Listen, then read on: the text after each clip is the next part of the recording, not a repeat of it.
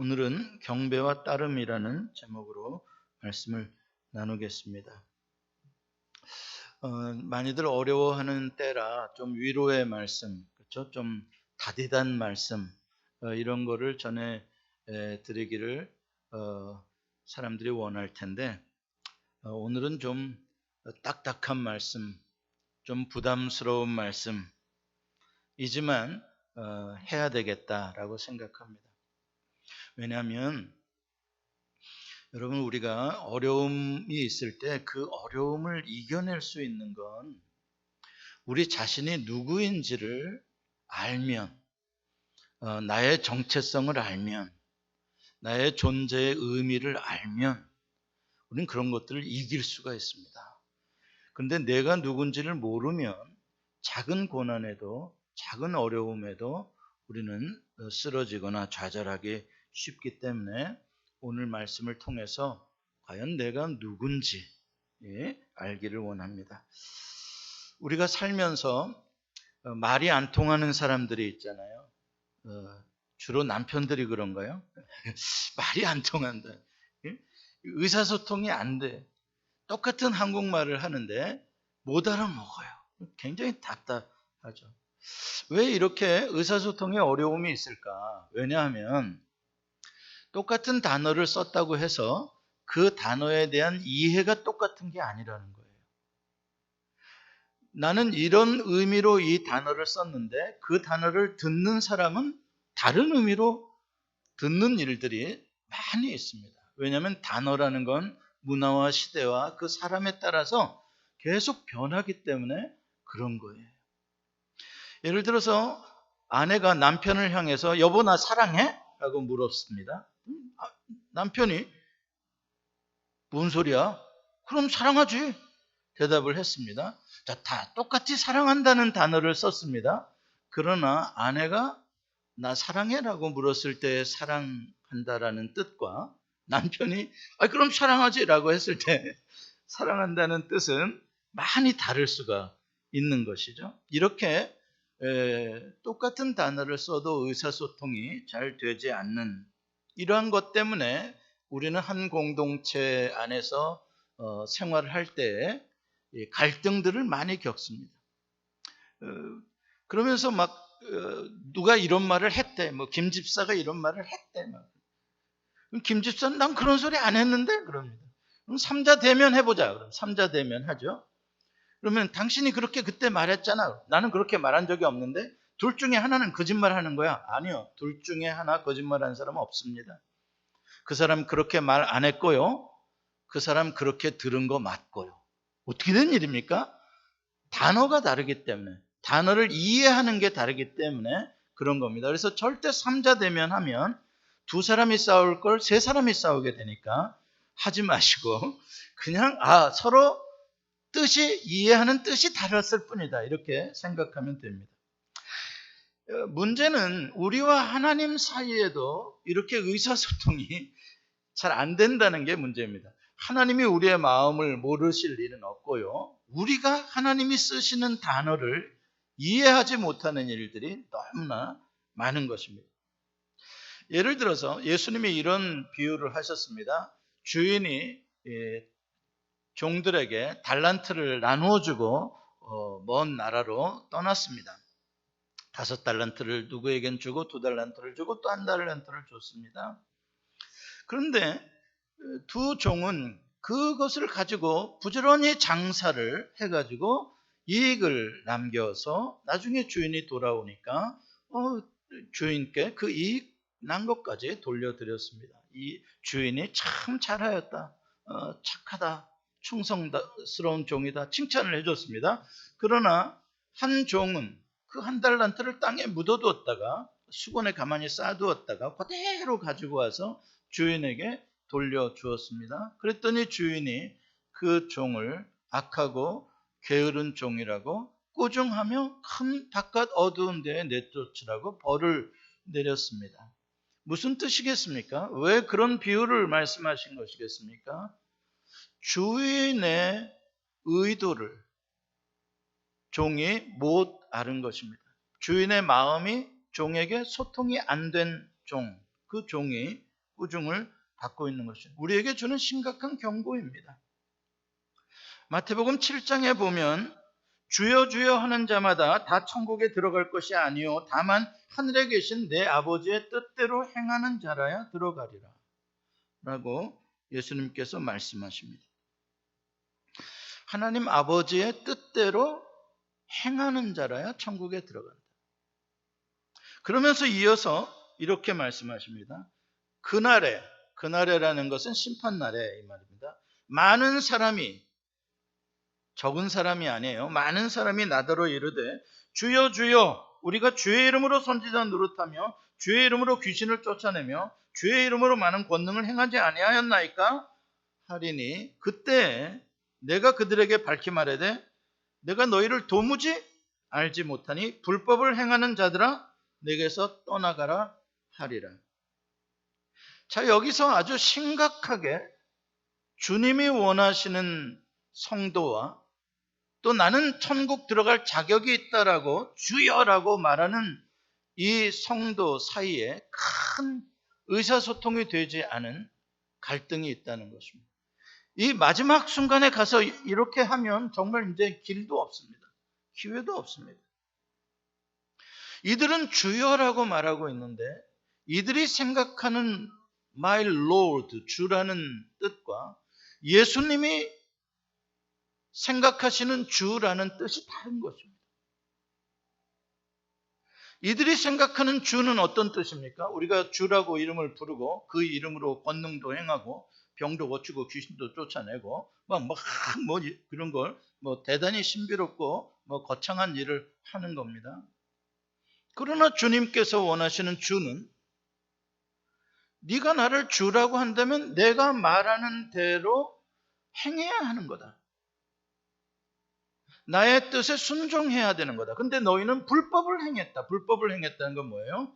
주인의 말씀에 순종하지 않았다 이 말입니다. 여기서 큰 차이가 있습니다. 자, 오늘 본문에 또 이렇게 소통이 되지 않는 참 답답한, 참 기가 막힌 사람이 등장을 하고 있습니다. 다름이 아니라 12제자 중에 으뜸이라고 하는 제자입니다. 오늘 본문 바로 앞에 나오는 17절, 18절에는 이 제자가 유일하게 예수님으로부터 칭찬을 받은, 축복을 받은 제자입니다. 대단하죠. 주는 그리스도시요 살아계신 하나님의 아들이십니다. 그런데 이 사람이 예수님과 소통이 안 되는 사람이라는 사실이 놀랍습니다. 이 소통이 안 된 결과가 어떻게 나타나는 줄 아십니까? 대제사장의 계집종 앞에서 나는 예수를 모른다. 3번 저주하며 부인했던 그 결과로 나타나게 됩니다.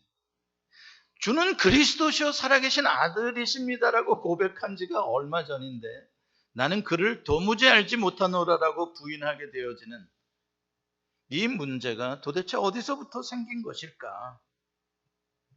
자, 오늘 본문에 그것을 우리가 알 수가 있습니다. 21절에 보면 이때로부터라는 건 예수님이 그리스도시다라는 고백이 나온 때로부터 예수님이 그리스도라는 것을 알리지 말라라고 경고를 하시고 왜 그리스도라는 것을 알리지 말라 그랬을까 사람들에게?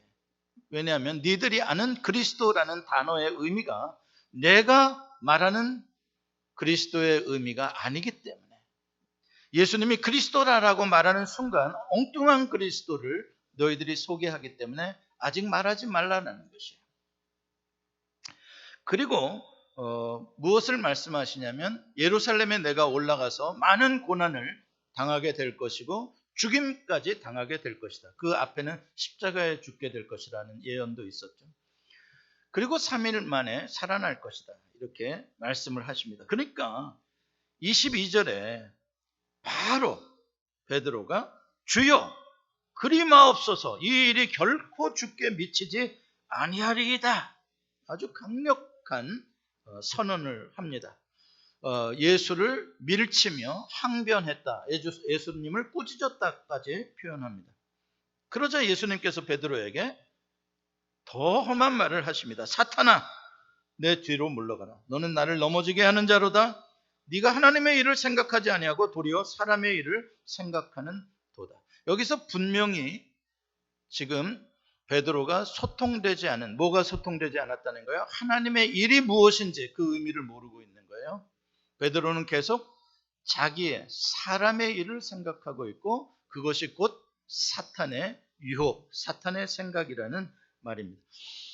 베드로가 조금 전에 주는 그리스도십니다 라고 고백했지만 그 그리스도의 의미가 예수님께서 고난당하고 십자가에 죽으셔야 하는 그리스도의 의미와는 너무나 다르다는 것입니다.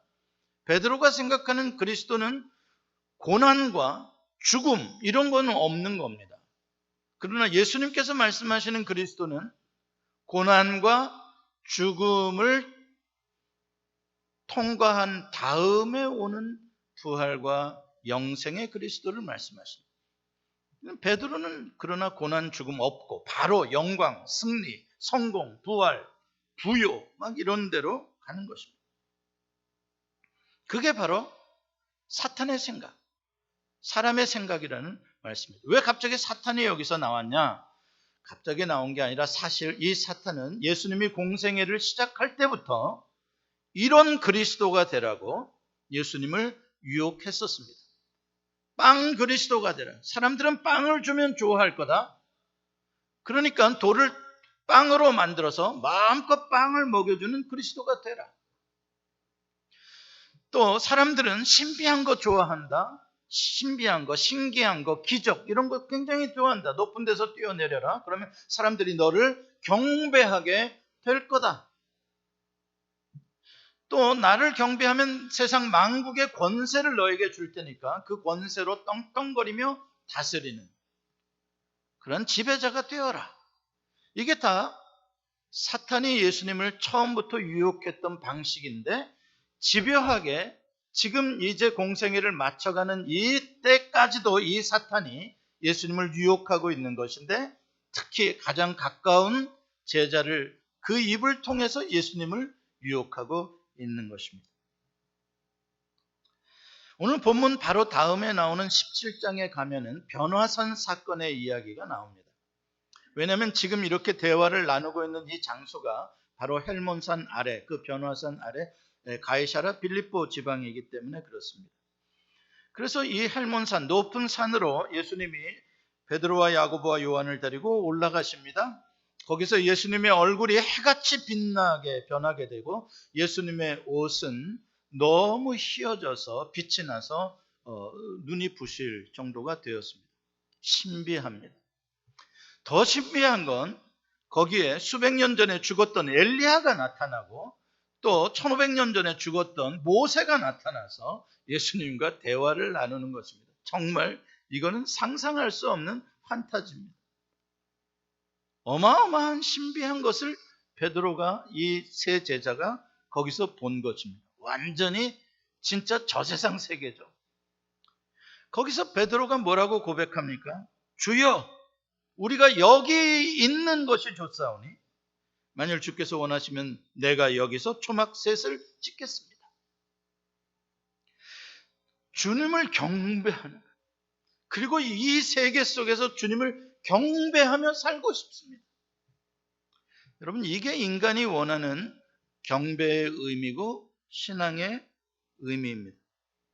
인간은 신비한 능력을 가진, 신비한 기적을 보여주는 그러한 존재들에 대해서 신앙심을 갖고 경배를 합니다. 왜 그럴까요? 두 가지 이유입니다.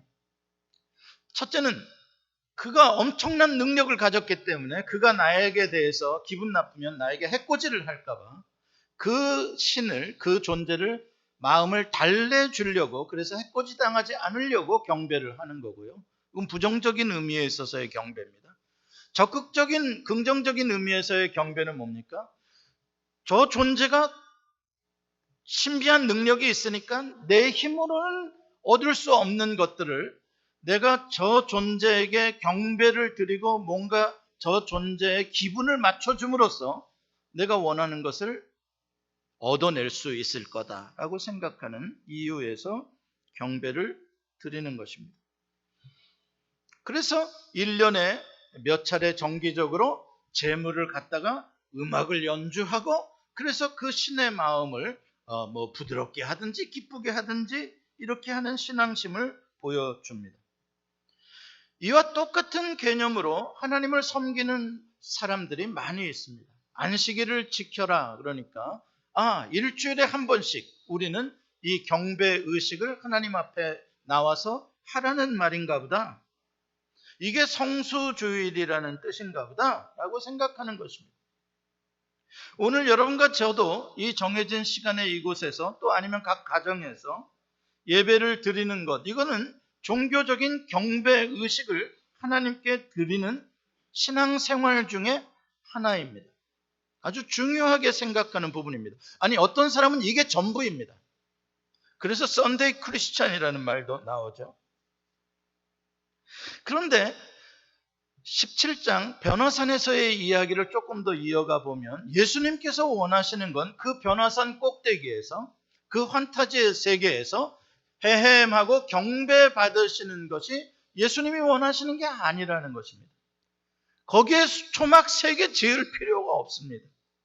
예수님은 도리어 그 세계를 떠나서 이 산 아래의 세계로 내려가자. 이 산 아래의 골치 아픈 세계, 문제가 많은 세계, 핍박이 많은 세계, 지금 귀신 들린 어떤 아이가 물속에도 들어가고 불 속에도 들어가는 그 혼란스러운 세계 속에 들어가서 그들을 고쳐주고 그들에게 희망을 주는 사역을 하자.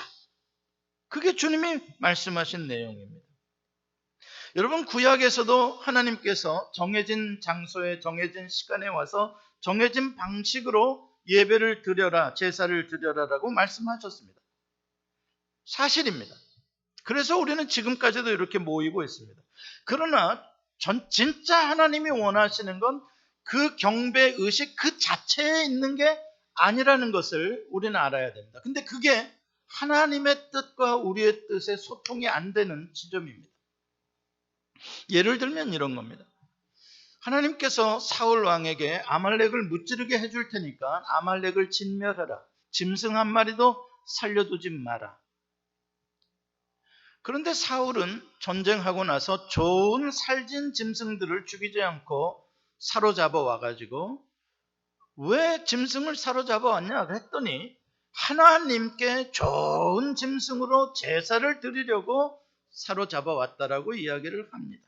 그때 사무엘이 이렇게 꾸중합니다. 같이 읽어볼까요? 시작. 여호와께서 번제와 다른 제사를 그의 목소리를 청종하는 것을 좋아하심 같이 좋아하시겠나이까? 순종이 제사보다 낫고 듣는 것이 숫양의 기름보다 나으니이다. 이제 소통이 되십니까? 하나님이 무엇을 원하시는지, 하나님의 말씀을 듣지도 않고 순종하지도 않으면서 주의를 성수하겠다고 와서 헌금 내고 성경책 끼고 이거 하는 거 하나님은 원하지 않으십니다. 그것도 좋지만 하나님이 더 원하시는 것은 하나님의 말씀을 듣고 일상생활에서 순종하기를 원한다. 호세아 6장 6절 똑같은 말씀입니다. 같이 한번 읽습니다. 시작. 나는 인애를 원하고 제사를 원하지 아니하며 번제보다 하나님을 아는 것을 원하노라. 계속 하나님은 뭔가 지금 답답한 하나님의 마음을 소통하기를 원하고 계십니다. 내가 진짜 원하는 것을 너희들이 알았으면 좋겠다. 다윗은 시편 51편에서 자기의 죄를 회개하면서 이렇게 고백합니다. 다윗은 진짜 하나님을 바르게 알았습니다. 이렇게 말합니다. 주께서는 제사를 기뻐하지 아니하시나니 그렇지 아니하면 내가 드렸을 것이다. 주는 번제를 기뻐하지 아니하시나이다. 하나님께서 구하시는 제사는 상한 심령이라. 하나님이여 상하고 통회하는 마음을 주께서 멸시하지 아니하시리이다. 지금 다윗은 자기의 죄를 회개하면서 짐승을 막 1000마리, 2000마리 잡아들이는 게 아니에요. 다윗은 짐승 한 마리 드리지 않고 누구를 드리고 있어요? 자기 자신의 마음을 쪼개서 자기의 하트를 브로큰 해가지고 빻아서 하나님 앞에 드리고 있다. 상한 심령을, 나를 드리는 제사를 하나님은 원하신다. 하나님은 짐승의 피를 원하지 않으신다. 만약에 하나님이 짐승의 피를 원하신다면 다윗이 왕인데, 그렇게 부자인데 수천 수만 마리의 짐승은 못 드리겠어요? 다윗은 그렇지 않다. 그런데도 이렇게 말씀하심에도 불구하고 이스라엘 백성들은 여전히 형식적인, 외식적인 경배의식에만 집착하고 일상생활에서는 하나님의 말씀에 무관심하고 내 멋대로 살아가는 거예요. 그리고서는 안식일이 되면, 제사 때가 되면 제물 하나 들고 온다 이 말이에요. 말라기 1장 10절에 이렇게 하나님의 속상한 마음을 말씀하십니다. 같이 읽습니다. 시작. 만군의 여호와가 이르노라. 너희가 내 제단 위에 헛되이 불사르지 못하게 하기 위하여 너희 중에 성전 문을 닫을 자가 있었으면 좋겠도다. 내가 너희를 기뻐하지 아니하며 너희가 손으로 드리는 것을 받지도 아니하리라. 코비드-19이 성전 문을 닫게 해드렸습니다. 하나님, 성전 문을 닫을 자가 있으면 좋겠다고 하나님 안타까워하셨죠? 속상해 하셨죠? 코비드-19 바이러스가 한번 성전 문을 한번 닫아보겠습니다. 어떤지 한번 보겠습니다. 그랬더니 뭘 깨닫습니까? 사람들이 경배하겠답니다. 주일날 와서 경배할 테니까 문 열어내라는 겁니다. 지금 그거 말하자고 하는 거 아니잖아요? 하나님이 그 경배 받기 싫어서 문을 닫자고 하시는 거잖아요. 안 받으시겠다는 거잖아요. 헛되이 한다는 거잖아요. 그러면은 문을 닫았으면 뭘 깨달아야 하는 겁니까? 하나님이 진짜 받고 싶어 하시는 경배가 무엇인지를 깨닫는 시간이 되어라는 것입니다. 어리둥절할 겁니다. 아마 이런 날이. 도대체 뭐냐? 예, 오늘 본문에 그걸 말해주고 있어요. 본문 24절에 어리둥절한 제자들에게 하나님이 무엇을 원하시는지 너무나 선명하게, 분명하게, 단호하게 말씀하십니다. 같이 읽어봅니다. 본문 24절 시작. 누구든지 나를 따라오려거든 자기를 부인하고 자기 십자가를 지고 나를 따를 것이니라. 아멘. 이게 하나님이 받고자 하시는 경배시랍니다. 이게 하나님이 받고자 하시는 성수주일이시랍니다. 이게 주님이 원하시는 믿음이랍니다. 이러한 삶을 사는 자들이 주일에 성전에 들어와서, 예배당에 들어와서 예배할 때 하나님이 기쁘게 받으시겠답니다. 근데 자기를 부인하지도 않고 자기 십자가를 지지도 않고 예수님의 길을 따르지도 않는 삶을 살다가 때가 됐다고 일주일에 한번 성경책 들고 와서 오 할렐루야 예배하고 경배하라. 하나님 싫으시다. 왜 이렇게 위선이냐? 가식이냐? 저 문 좀 누가 좀 닫아다오. 보기 싫다. 여러분, 지금 제자들은 3년이 넘는 시간 동안 예수님을 따라다녔습니다. 그런데도 지금 베드로는 주님이 무엇을 원하시는지 모릅니다. 왜요? 내가 원하는 것에 너무나 집착해 있기 때문에 그런 거예요. 내 생각에 집착해 있기 때문에. 이 정도면 주님을 따른 거지. 이 정도면 주님을 경배한 거지. 이 정도면 주님을 섬긴 거지. 라고 생각하는 겁니다. 그러니까 부자 청년이 예수님께 왔을 때 자기의 재산을 팔고 오라고 그러니까 떠나잖아요. 부자 청년이. 그러니까 베드로가 우리는 주를 위하여 다 버렸나이다. 이야기를 하잖아요. 무슨 뜻인지 알죠? 우린 진짜 제대로 따랐습니다, 주님. 그러면 뭘 얻겠습니까? 그게 틀린 거예요. 그래서 처음 된 자가 나중되고 나중된 자가 처음 되는 거예요. 예수님께서 지금 이 말씀 24절 너를 부인하고 네 십자가를 지고 나를 따르라라고 하신 말씀은 지금 왜 우리가 예수님을 믿으려고 하는지, 왜 따르려고 하는지를 완전히 교정해 주는 거예요. 엉뚱한 길로 가고 있는데 지금 다시 길을 고쳐 잡아라 라는 말.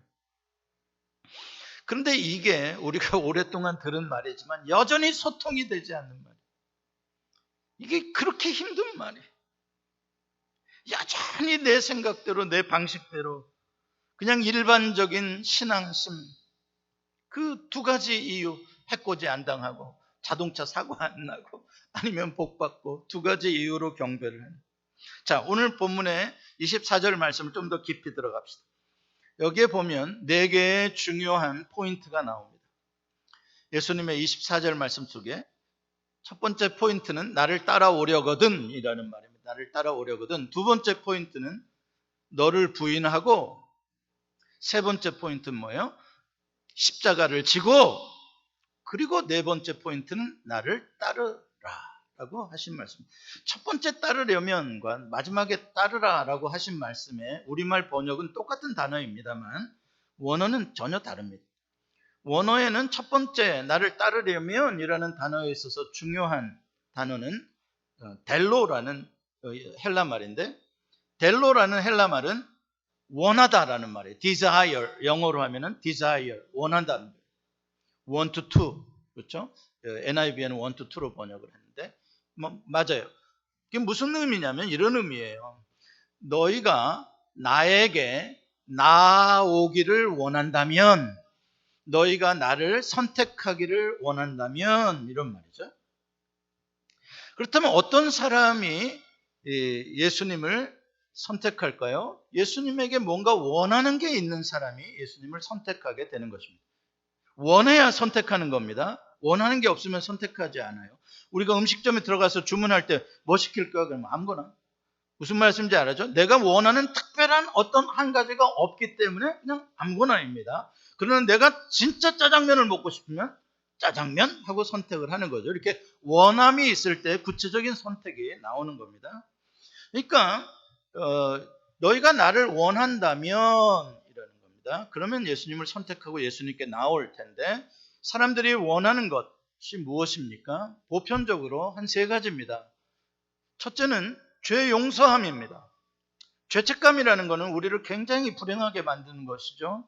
그래서 죄 용서함의 자유함을 얻고 싶어 합니다, 사람들이. 그런데 예수님께 가면 죄가 다 용서함을 받는다니까, 그래서 죄 용서함을 원해서 예수님을 선택합니다. 두 번째는 인생이 공허하고 외로워서 그 공허함을 채워보려고, 그 외로움을 달래기 원해서 예수님을 선택하는 사람들이 많이 있습니다. 또 세 번째는 이제 병이 들어 곧 죽게 되거나 아니면 나이가 들어 곧 죽게 되는 사람들의 경우에 있어서 죽어서 영원한 천국을 누릴 수 있음에 대한 희망을 얻기 위해서, 천국에 가고 싶어서 그걸 원해서 예수님께 나오는 사람들이 있습니다. 요한복음 6장에 보면은 많은 무리의 사람들이 예수님이 멀리 갔음에도 불구하고 거기까지 먼 길을 쫓아온, 따라온 사람들이 있었습니다.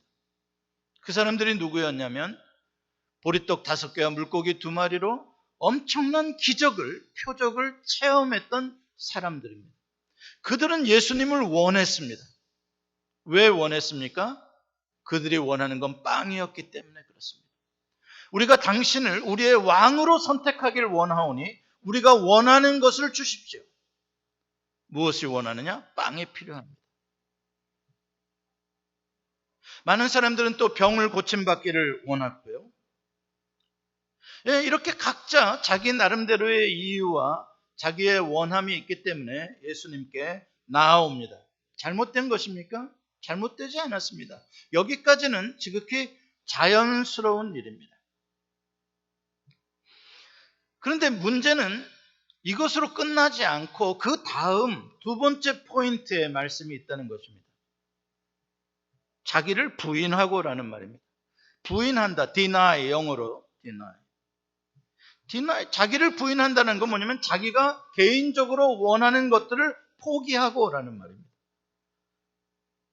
내려놓고라는 말입니다. 어디까지 포기해야 되느냐? 내 인생의 주인됨, 오너십이죠. 오너십, 롤드십. 내 인생의 주권, 내 인생의 등기부 등본, 것까지 예수님께 양도해드려야 된다. 포기해야 된다는 거죠. 예를 들어서 자동차 타이틀이 주인이라는 걸 말해주잖아요. 그래서 우리가 계속 페이먼 낼 동안에는 우리가 타이틀을 못 받아요. 페이먼이 다 끝나야 타이틀을 받습니다. 내가 주인이 아니에요. 은행이 주인이. 그래서 내 타이틀을 예수님께 넘겨드렸다고 생각합시다. 그게 디나이예요. 내 인생 주님의 것입니다. 넘겨드렸어요. 그래놓고 어떤 성도들은 여전히 차는 안 남기고 지가 운전하고 타고 다니면서도 나는 예수님이 주인이시다? 이러는 말이죠. 저 비양심적인 이중적인 인간이에요. 그러면 안 되는 거죠. 이게 어려운 점이에요. 앞에서는 누구든지 원하면 내게로 오라 그랬죠. 원하는 게 있으면 내게로 오라 그래 놓고 두 번째 포인트에 가서 완전히 말을 바꾸시는 겁니다. 네가 원하는 걸 다 포기하고 내가 원하는 걸로 내놔라.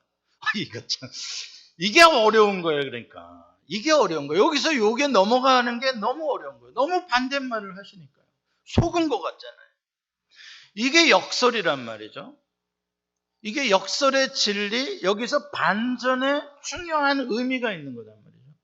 이게 바로 자기의 목숨을 잃고자 하는 자는 얻을 것이요, 주를 위하여 목숨을 잃은 자는 이런 말이에요. 자기의 목숨을 구하고자 하는 자는 잃을 것이요, 주를 위하여 자기의 목숨을 잃은 자는 얻게 될 것이다. 이게 주님의 말씀이고 완전히 역설이잖아요. 그렇죠? 근데 정확하게 예수 그리스도의 삶이 역설이단 말이에요. 크로스, 십자가의 죽음이 곧 뭐예요? 부활의 영광의 크라운으로 바뀌는 역설이란 말이죠. 이게 진짜 복음이고 이게 진짜 예수를 믿는 거예요. 이 역설을 알아야 되는 거예요. 이 역설의 장벽이 소통되지 않으면 우리는 여전히 미신적인, 내가 원하는 것을 얻어내려고 하는 그 수준에서의 신앙으로, 이 금송아지의 신앙으로 끝나는 거예요. 근데 이 역설이 아직까지도 소통이 잘 안 돼요. 하나님이 답답하게 생각하시는 부분이 이게 넘어서져야 되는데, 자기를 부인하고 이 반전의 의미를 알아야 되는데 그걸 모르는 거예요.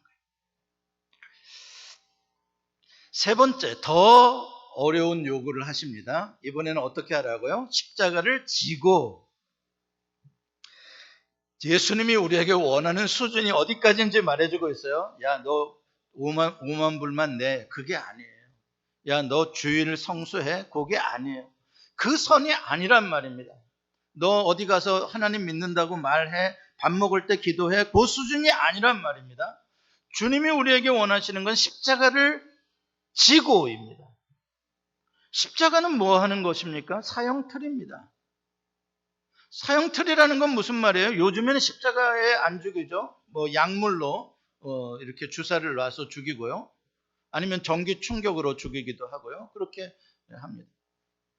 그러니까 예수님을 따르려면, 예수님을 원하고 예수님을 선택하려면 어떻게 해야 되냐?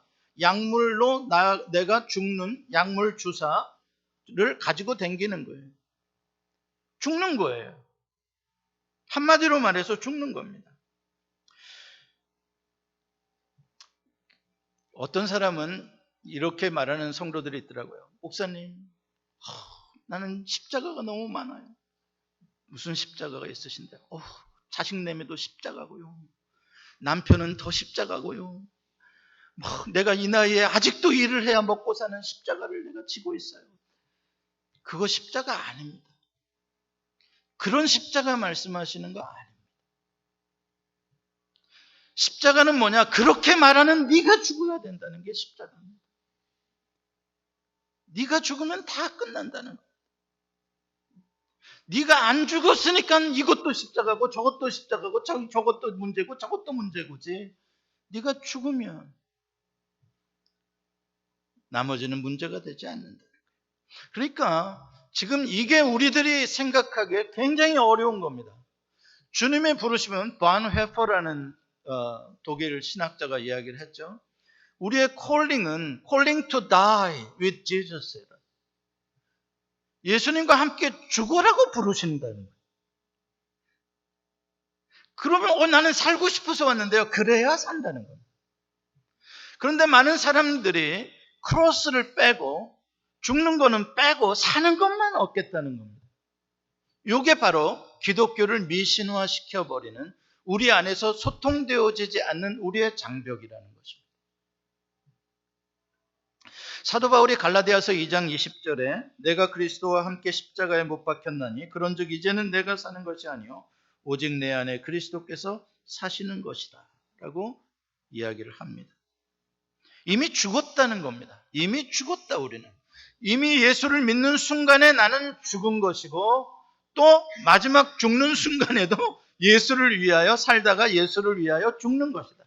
그러니까 예수를 믿는 사람들 중에 순교자가 아닌 사람은 하나도 없는 거예요. 어디서 어떠한 모습으로 살다가 죽느냐의 순교의 방법과 시간만 다를 뿐이지, 진짜 예수를 믿는 모든 사람은 다 순교자란 말입니다. 그래서 사도 바울은 나는 날마다 죽노라라고 고백을 하면서 하루하루를 살아갑니다. 이게 바로 로마서 12장 1절에 모든 그리스도인들에게 권면하는 말씀입니다. 같이 읽습니다. 시작. 그러므로 형제들아 내가 하나님의 모든 자비하심으로, 왜 안 올라왔습니까? 로마서 12장 1절 시작. 그러므로 형제들아 내가 하나님의 모든 자비하심으로 너희를 권하노니 너희 몸을 하나님이 기뻐하시는 거룩한 산 제물로 드리라. 이는 너희가 드릴 영적 예배니라. 여기서 영적 예배라는 말은 spiritual worship이 아닙니다. spiritual sacrifice가 아닙니다. 원어적인 의미는 logical sacrifice, logical worship이라는 말입니다. logical, 논리적인, 이치적인 말씀의 뜻에 합당한 예배다 이 말입니다. 다시 말해서 이게 하나님이 구약시대로부터 지금까지 원하셨던, 하나님이 말씀하셨던 예배다. 이게 어떤 게요?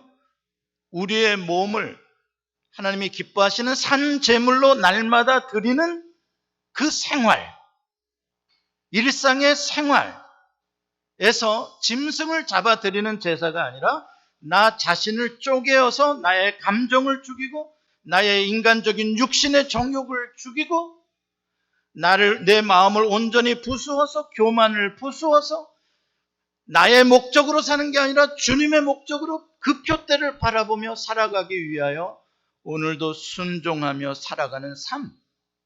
그게 하나님이 원래부터 우리에게 원하셨던 경배라는 것입니다. 월십이라는 것이죠. 이게 바로 예수님을 따르는 것이다. 오늘 24절 마지막 포인트가 바로 예수님을 따르는 것입니다. 따르다라는 이 단어의 헬라어 원어에 보면 따르다라는 동사인데, 그런데 여기에 어떤 의미가 담겨져 있냐면 길이라는 단어가 담겨져 있습니다. 무슨 의미일까? 같은 길을 가는 것이 따르는 것이다 라는 그런 의미입니다. 내가 예수님을 따른다라고 하는 말은 내가 원하는 길로 가는 것이 아니라 예수님이 가시는 그 똑같은 길로 예수님과 함께 걸어간다. 이게 따른다. 더 엄밀하게 말하면 발자국 위에 내 발자국을 올려놓는 거죠. 두 사람이 걸어가는데 발자국은 하나만 남는, 그게 따라가는 거예요. 그 길은 어떤 길이겠습니까? 예수님께서 걸어가신 똑같은 그 길입니다. 십자가의 길, 갈보리 언덕으로 가는 그 길입니다. 우리가 착각하는 게 뭐냐면 그 길은 예수님만 가시고 나는 넓고 편하고 좋은 길로 예수님 덕택에 나는 가고, 이게 지금 소통이 안 되는 것입니다. 그게 구원인 줄 압니다. 아닙니다. 구원은 예수님과 함께 십자가의 길을 걸어가는 게 구원입니다. 그렇게 살아가는 게 구원이에요. 그러면 고생스럽잖아요. 아니요. 그게 행복이고 그게 기쁨이고 십자가를 질 때 행복하고 평안하고 그 길 끝에 부활과 천국이 열리는 겁니다. 말씀을 맺습니다. 우리가 가장 착각하는 게 예수님만 십자가 지시고 예수님만 그 길을 부인하며 가시고 우리는 그 혜택을 그대로 받아서 우리는 내가 하고 싶은 대로 마음대로 하고 살아도 내가 구원받은 날, 내가 예수님을 믿는다라고 고백했던 그 날짜와 시간만 기억하면, 내가 그때 눈물을 흘렸던 날, 그때 예수님을 영접한다라고 고백했던 그것만 잘 기억하고 있으면 우리는 잘 먹고 잘 살고 잘 이다가 천당까지 쏙 간다. 그게 좀 미안하면 주일에 한 번씩 와서 눈물도 조금 흘리면서 막 영광 감사 찬송 한 번씩 해드리다가 천당 간다. 이게 지금 기독교의 신앙을 완전히 미신화로 바꾸어 버리고 있는, 소통이 안 되는 가장 심각한 문제입니다. 그거는 우리의 기쁨이 아닙니다. 우리의 기쁨은 십자가를 지고 이 세상에 주님과 함께 살아가는 게 기쁨이고, 그게 능력이고, 그게 생명의 길이고, 그게 영광의 길입니다. 코비드-19이 오든 그 무엇이 오든 우리는 상관하지 않습니다. 세상에 의해서 우리의 삶이 결정되어지지 않습니다. 세상은 언제나 만만치 않은 곳입니다. 그러나 우리는 주님과 함께 그 길을 어떤 상황이 되든지 돌파하며 전진하게 되는 것입니다. 기도하시겠습니다.